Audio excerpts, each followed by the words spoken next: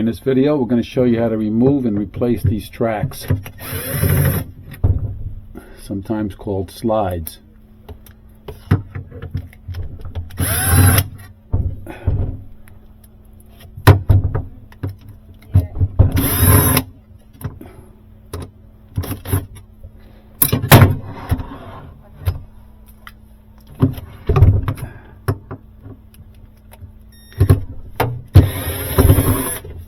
That's it. You know, for a machine that's let's see, this is 99, 23 years old. These things are in pretty good shape, reusable. To put it back in, be careful. Don't use the screw gun. Get the screws started first. What I do is I use a screwdriver or something.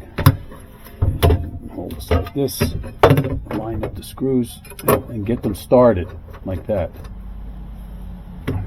Makes it a lot easier. Then you can use a screw gun, but don't over tighten them, because if you strip those blind nuts underneath there, you're in a world of trouble, which you'll never be able to. I mean, you can fix it, but it would be a nightmare.